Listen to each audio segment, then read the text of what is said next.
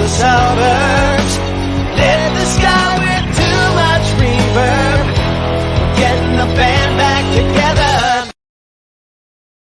Hello, everybody. Happy Tuesday here at the Producer's Perspective Live. Welcome back. How is everybody tonight? Where are you all coming in from? We have a big crowd tonight. It's great. Vivian Rodriguez. Yes, we have a 2-for-1 special tonight. A 2-for-1. The first 2-for-1, I think. Right, Mary? This is the first double. Yes, she's nodding. You can't see her, but she's nodding. We have one of Broadway's power couples, director Michael Arden from Once in this Island and the Deaf West Spring Awakening, and actor Andy Mientus from Spring. Look at that. Adorable. Adorable. Actor Andy Mientus from Les Mis, Wicked, Spring Awakening as well. They're both going to join us in just a few and tell you what they've been up to, and maybe we have another. This may be a 3-for-1. This may be a 3-for-1. We may have another little special guest that they just showed me a moment ago. We'll see if he makes an appearance. Thanks for tuning in. Thanks for all your donations to the Actors Fund. Don't forget you can send in stars. Have you heard about this? Did you hear about this? If you're big fans of Michael and Andy, you can send them stars, and then those stars go right to the Actors Fund. So throw some stars at us as we go. And also do me a favor right now. Hit that thumbs up, hit that heart, hit that like, hit that whatever you want to call it. Do that and spread the word about this live stream. We'll get as many people as we can on it, which raises more and more money. How's that? Sound good? Everyone staying home? No one's going to the beach. No one's going to bowling alleys or hair salons. I did not go to a hair salon. I'm going to tell you a little, I'm going to give you a little clue. I'm going to reveal my Corona cut in like a week and a half. So stay tuned. I'm going to reveal it. I'm going to show you what my wife has done to my hair and also what God has done to it. We'll see. So stay tuned for that. Again, don't forget about the Actors Fund. Don't forget to stay home, stay safe, and stay healthy, or whatever the hell that hashtag I came up with at the beginning of this that I still can't remember. Are you ready for our guests? Are you ready? Somebody give me a big hello. Fingers crossed. Somebody knows who our guest is already, our third guest. Fingers crossed for Hudson the puppy is already a comment. It looks like someone figured it out. Bring on Michael and Andy and hopefully Hudson the puppy as well. Are they there? Hi, guys. Hi. Hey. Hi, Ken. How are you both? Hi, everybody. We're great. We're fine, yeah. We're great. We are great. Oh, very nice. Very nice. Oh, look, you're getting lots of hearts right now. Oh, look at this. So apparently the dog is out of the bag, and the world knows that you have a special new member of your household. Michael is picking him up from a little nap right now, just so you can see him. There it is. He's Hudson. making little exasperated little noises This is right now. Hudson. You didn't want to name him, you know, Fiero or something running the roles you've played, Hunchback. I mean, I've heard all that too much. Too many references. I would only name him Fiero if it was like the voice of Jessica Vosk belting the one from No Good Deed. Fiero, you know that thing. But I can't pronounce it that way. So here he is. We just got a DNA test, and he is 100% that bitch. That bitch. No, he is a terrier and shepherd mix. So he's going to be a big boy. He's going to be a very handsome boy. Yeah. Are you ready to go? And he's very ready to go back down. Ready to go back down. So where did you get him? He's a rescue from upstate New York. We're upstate, we're out of the city. And so we were looking on Pet Finder, which is a great app to find fosters and rescues. And we saw him and just thought he was super cute. And we had to drive to meet his foster halfway. And we met in a weird, shady Target parking lot. And we had to stay, you know, a safe distance apart, and he kind of ran to us. It was all very Caucasian chalk circle, and we've been quarantined with him ever since. I don't know. He's like hasn't known any other life other than that we're always together and always home. So I'm a little concerned about separation anxiety once things are up and running again, because we aren't lucky enough to. We were lucky enough to work a lot, you know, away from each other, but. You know, we're not always in the same place. So I'm definitely not home. Even if we go for walks with like one of us goes on a walk, he's like looking back, like, where's the other one? So we got to figure that out. Was this a coronavirus inspired adoption, or had you been thinking about getting a dog? We had been thinking about it for quite a while, actually. We had a cat for many years who passed away this summer. She had cancer, Eloise. And we've been talking about this for a long time. And my issue with it was, we're never together. I want to be able to raise a puppy together. So he likes both of us and knows both of us. And that time presented itself. So right at the beginning of quarantine, I was like, you know what, this is like, if there's ever going to be a time for us to do this, it seemed like a really good mental health decision. Like, it's this simple thing that doesn't know anything about what's going on in the world. We can just feed it and it'll love us, and we can like project whatever we want onto it. It's not quite that easy if you're thinking about it. Yeah. No, it is a challenge, but it's also it's a lovely challenge. Yeah, if you're gonna like potty train a dog, I'm potty training my kid right now just because, like, why not? We're both here, but you're gonna train the dog, obviously. And I'm hearing that this is like a thing. Like, shelters around the city, around the country are like empty right now because people are adopting animals, which is one of the blessings of this madness. Yeah, it's amazing. Let's hope that they all, don't get returned really when it's over. Yeah, they're not like when it's over, like, yeah.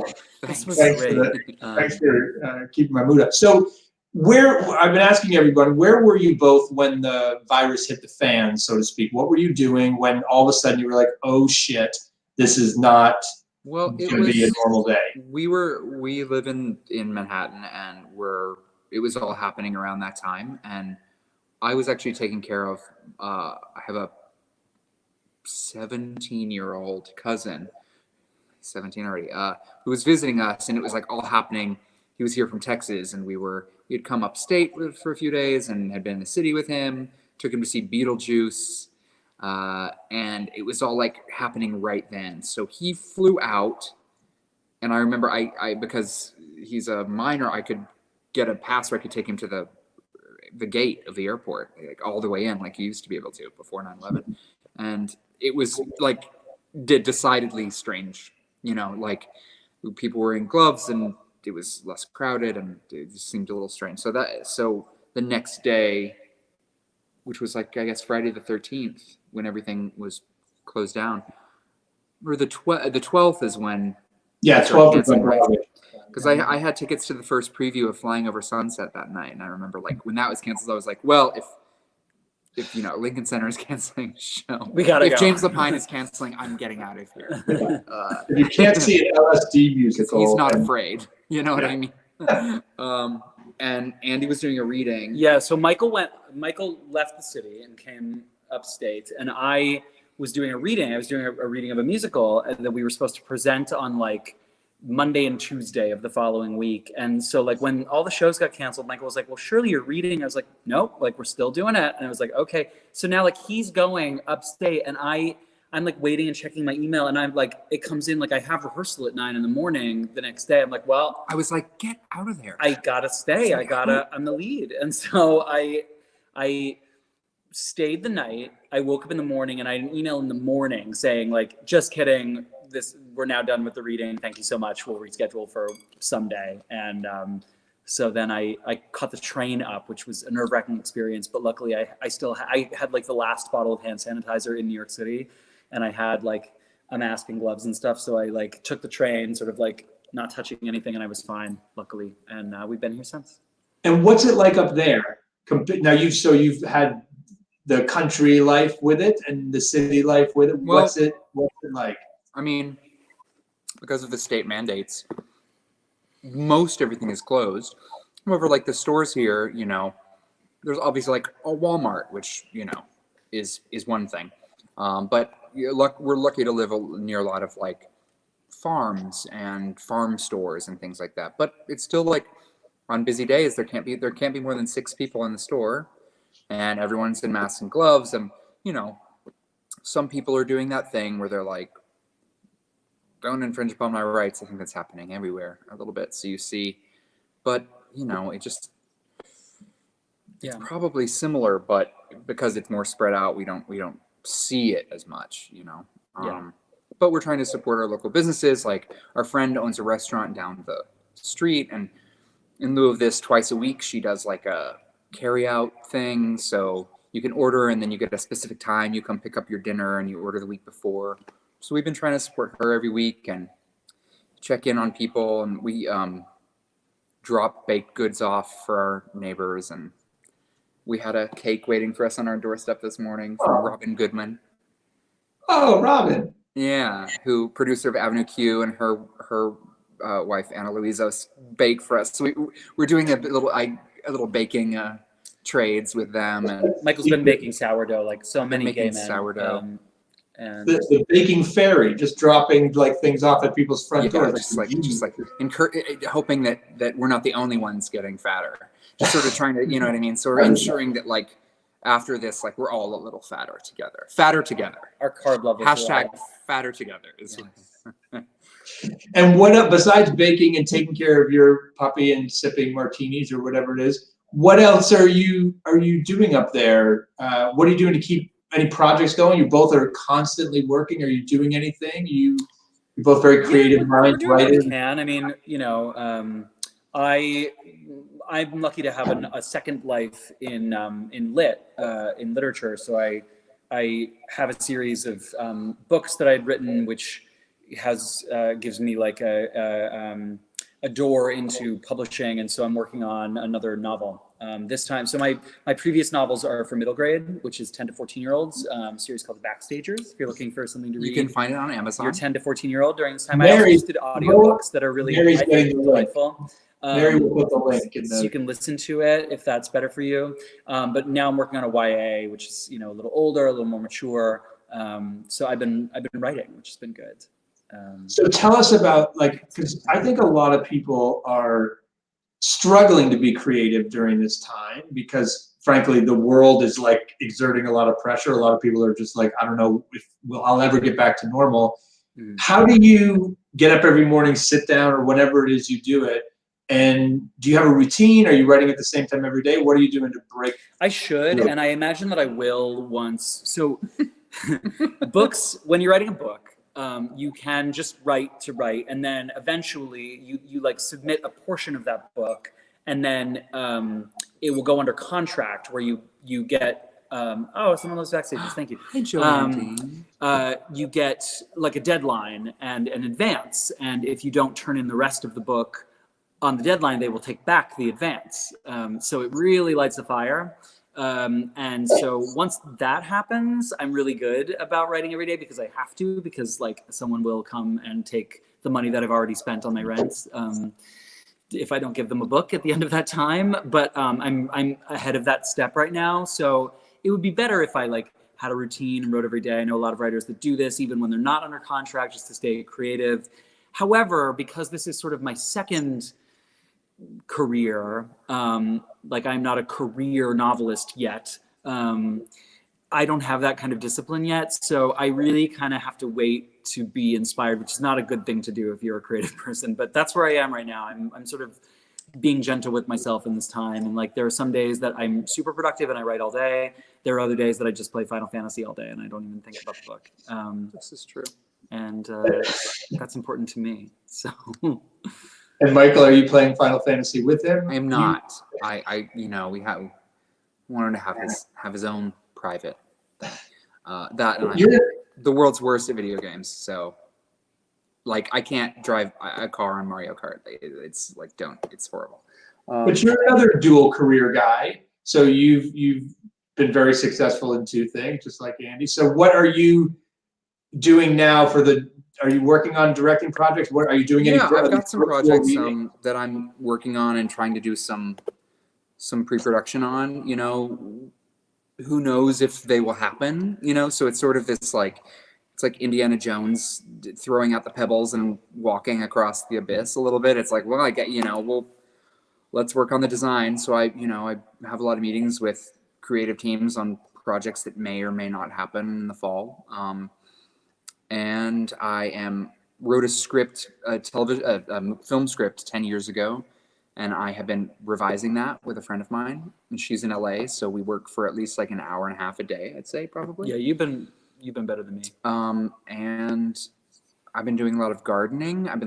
I tore up our backyard and like have been digging I've been doing a lot of Just digging in digging. the backyard and like trying to like make It's my grave. It's He's been digging. it's been ignored for years, so I'm kind of doing that. Although the weather's been kind of horrible, as you all know. So doing that, and what else am I doing? I'm like, You're baking sourdough. I'm baking a lot. I'm making a lot of like meals. I mean, you know, it's this thing of living in New York. It's like we're so blessed to like eat out all the time or get takeout. And in the city, we live in the tiniest apartment that has ever existed, and so we have like a hot plate in New York. We don't really have we don't have a kitchen. So now it's like we're cooking every meal. So comes the hour 3, we have to like so dare we ask what we're doing for dinner tonight? And so a lot of it's, you know, planning and trying to keep in touch with people and get outside and work on projects and get things going and pitching ideas and meeting with writers and developing new work, trying to work on a new musical with a couple of writers. So meeting with them and asking them questions, you know, twice a week, and just Have you done any of these virtual readings? Have you done either of you? You done anything on Zoom? I did a rehearsal for what was going to be a live reading of a new play, and there were such difficulties that they canceled that. But now I've gotten an email that we're going to go back into like virtual rehearsal and then do like a private virtual reading for the theater that was going to do this play. Like the theater was going to do this play, then everything happened, and so then the theater was going to do like a live stream of the play to the public, like that anyone could watch. But there were so many characters in it, and it's like such a big play and a long play that like in the rehearsal for that live stream we were like, this isn't going to work. So now we're going to like have like 4 rehearsals over Zoom to then do like a private reading just for the theater, so that in hopes that, you know, they'll do the play when everything comes back. But it's tricky, that Zoom reading thing. We watched the Jason Brown live stream, his Subculture live stream last night, which I thought was like a triumph technically. And having done that reading previously, it was very clear to me what a triumph that was and how much work must have gone into that, because it's really hard to get these things to work and to be exciting and not just like feel like you're on a weird call with your aunt, but that you're watching something theatrical and that you're an audience member and that's the thing you're watching, because it's all kind of egalitarian. And I've been trying to actually develop something that I can talk about here and maybe pick your brain, because I want to, like, everyone feels like, oh, we should be creative, we should be like trying to figure this out, and you know, artists need to make things, you know, but it's also important for artists to like receive things too. Mm-hmm. So I would say if you're like watching this and like, oh my God, I haven't like written my screenplay yet, or like whatever, like that's okay. Like somebody, you might need to like actually learn how to cook. Like maybe that's what this is. Maybe that's what you can be doing. Or you can actually like watch all those Criterion movies. Or watch the things that can inspire you. So I think like wherever you're at is where you're supposed to be. But I have been, this was inspired by some friends of ours own an inn nearby. It's an inn and a restaurant that we love, and they moved from Brooklyn a few years ago and started this inn. They have 2 kids, and now their business is like completely decimated because this is like peak season for people to come stay with them. And so I wanted to try to figure out a way to raise money to like save their business. So I'm trying to do that and create a theater piece alongside it so that we house the company of the theater piece in quarantine at their inn and present a nonverbal dance theater piece that is site-specific in upstate New York that the audience drives in to see and never leaves their car. So I'm working on setting up a Kickstarter page currently to raise money to do this too, that will employ some actors and give them food and housing for 2 weeks and $250, which is not much, but at least something that they can like sink their teeth into, and to really help try to give some revenue and keep this small business alive in my town up here. Drive-in theater. Like drive-in theater. So you get like a pin drop on your phone, and you would drive to that point and then press play on a Spotify playlist you got sent, and then a ballet might happen around your car. So here, this is the comment that we please post. I the will. I page will. so we I can- haven't finished it yet. This is all brand new, so it's probably a bit premature for me to be talking about it. But Yeah, you're literally the first people. this to is the first. be You're hearing the this. first people to hear about it. But I think it could be really exciting, and it's a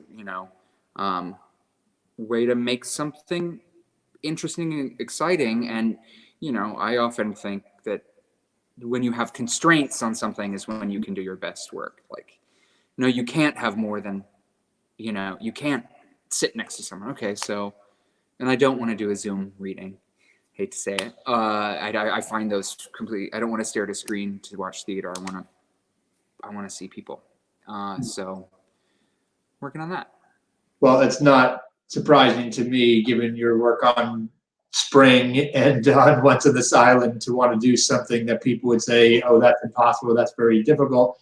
But it's so unbelievably unique. So make sure you do give us that Kickstarter, because we'll put it in the blog and we'll let people know about it, of course. And it just seems like the next extension of the type of work you do, which is so immersive in nature, or breaking boundaries between where that audience begins and ends, or if it's just theater all around us, frankly. Yeah, I think there's something to this. I mean, we're going to have to figure out something. I think Broadway is going to, will be like kind of the last piece of the puzzle, is like getting people to sit that close to that many strangers. So in the meantime, what can we make? Where do people feel safe? Because you don't want your audience thinking about something else, whether that be like, is that actor wearing a wig? Or am I going to get COVID? Like, that's not what you want your audience to think. You want them to feel safe and feel secure so they can really give themselves over and live and project themselves into the story or whatever piece of art they're seeing, which is why people love TV, is they're like, I feel safe on my couch. Yeah. I feel safe in my parked car with the windows up too. I'm thinking about how often people cough in the theater. Like, Oh, when yeah. you're at the theater and you're like, how? I've never Especially heard during the quiet so scenes. many coughs Of in my course. life. And then, like, what's that going to be like? What's the first cough in a theater, like, when we're finally all back? Like, I worry about that and about Yeah. how people will react, because when people get scared, they get violent. they don't always react well. So. If you're doing an Arthur Miller play, you're screwed. Like, this is the thing. You have to do like big, loud rock musicals, or forget it for a while. Yeah, exactly. No Pinter, that's for sure.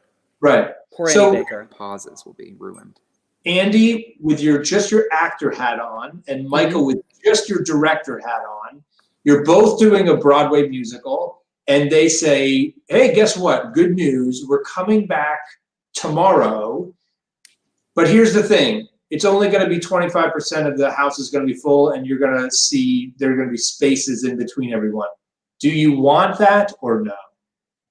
Would you say, yes, let's do it, or no, let's just wait until we can get everyone sitting next to next? Right. I mean, I'm used to playing, half full houses, Ken. So I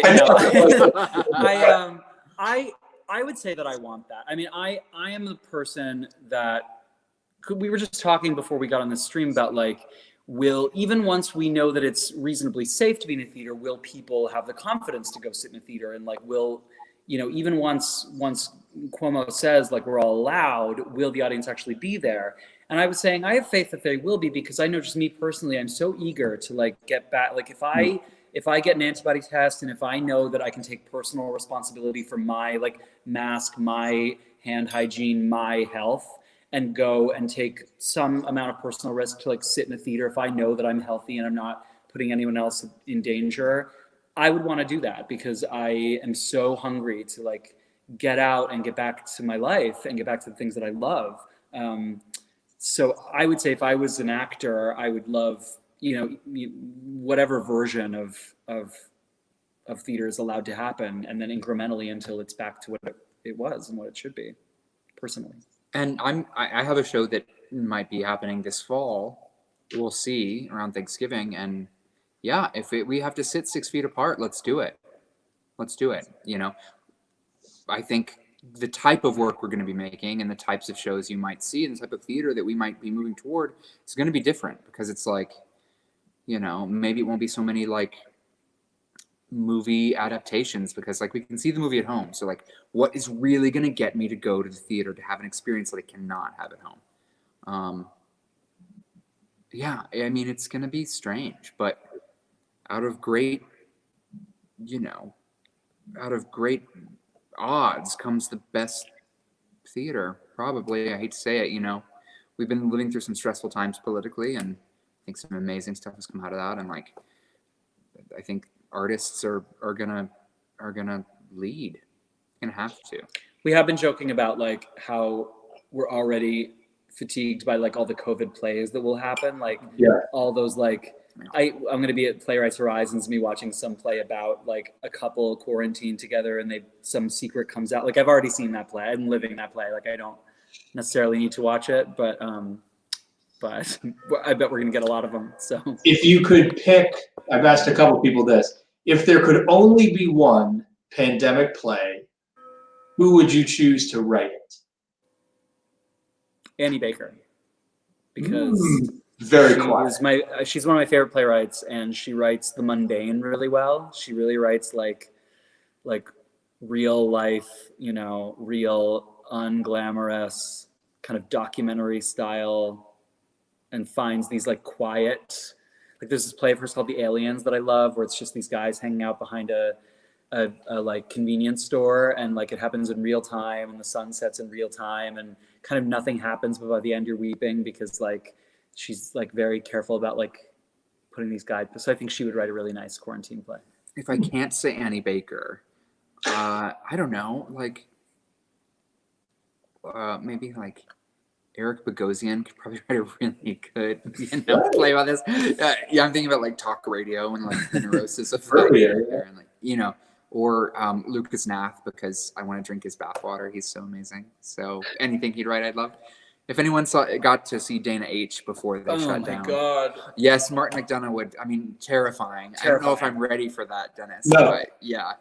It'd be like a couple tearing each other's head off. Yeah, horrifying. Yeah. If you have any other questions for Andy and Michael, throw them in the comments, and I will ask them. Let me just scroll through here and see what else I can find. Did you have just tons of fans here watching? Another fan of the Backstagers here, or someone that just bought some. Here's someone saying, wish you would do another production with Deaf West for us, New York. I would love to, and hopefully we will. I think, you know, it has to be with Deaf West. Like, what we don't want to see is just like a production just to say we could. You know, I think like what was so special about Spring Awakening and Big River before that was that they really had reasons to exist and to use and to unite these cultures. So, you know, I think with what they do is so special that the material wants to be as special. So it's just got to be the right thing. But I can guarantee you'll see something else we do with Deaf West. Oh. So what, Michael, you're obviously such a great interpreter of revivals. Is there a revival, a classic play or musical that is on your hit list to do? Oh God. I've been lucky enough to do two of my favorites with you, Ken. I really want to do Oliver, Cabaret. Cabaret. I really want to do Cabaret. Get Ready World. And just like buzzed in, he'll do it with you. And I mean, like I want to do Into the Woods. I want to do the Sondheim show. I want to do every Sondheim show. So working my way through those. What if we did them all in rep on a unit set? Sure. Wouldn't it be fabulous? Great. Let's do it. On a unit set, one set, and you'll watch it from your car. Sondheim we'll do it in a car. Oh, I love that. A moving car. Andy, a role for you that you'd want Michael to direct you in? Oh, well, Cabaret. I really want to play Cliff. I've always wanted to play Cliff. Yeah.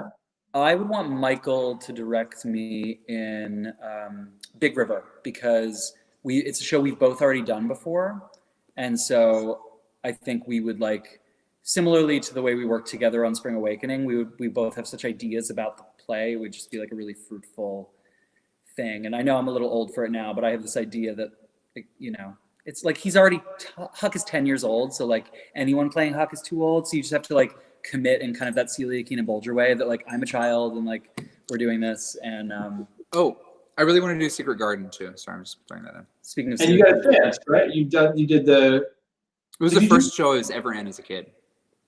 Who were you calling? Mm-hmm. And he was fabulous in that World AIDS Day concert. That was World AIDS Day, right? Or was it Actors One? In like 2006, was it? Yeah, with like Laura Benanti and Steve Hespel. Michael gave a legendary wick in that. I saw the final dress rehearsal. Probably on YouTube. I'm sure it is. Yes, yes. Let me just see if there's any other questions here. Well, this one is Rob Lake asked. This is related to what we said, but what is Rob Lake? Yeah. What is the show Broadway in the world needs to see on stage? In other words, a couple people asked us, do you think we will want more comedies? Do you think we will, what will the appetite be after all this is over? I think the appetite will be, if not purely like escapist broad comedy, I think we will have I know me personally, I have an appetite for something uplifting and joyous and beautiful. Like, I would be glad to cry in a theater, but like cry from beauty and like the joy of being back in the world. Like, being human. We were watching the Today Show the other morning, and like they were all in their little Zoom bubbles and talking about COVID, and then all the commercials. Somehow now all of the corporations in the world have like whipped out this COVID content like really fast. I don't know how, but every commercial is like, we're all in this together, and we're all, like, and everyone's like washing their hands and clapping for the people. And I'm like, I get that we need to talk about this because it's the most important thing in the world right now. But I also, when I turn on the television, like I want anything else right now. Like, I'm so hungry for just like a show about the things we like about life. That's what I think we'll be hungry for. So like beauty, life affirming, uplifting, and like comedy's always good. But I don't want like banal tragedy. I want like operatic tragedy if I want tragedy, Banal tragedy. Banal It's such a tragedy. mood, Andy. It's very Andy Banal Baker. tragedy. Banal tragedy.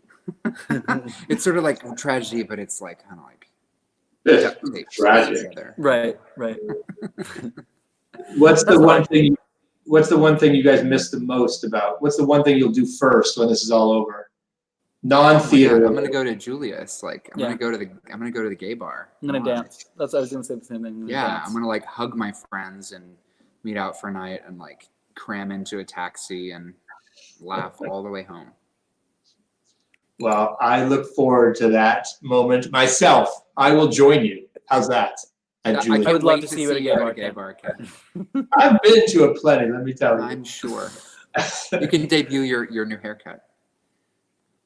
Not tonight. Not tonight. Tonight. Not so easy. Tonight.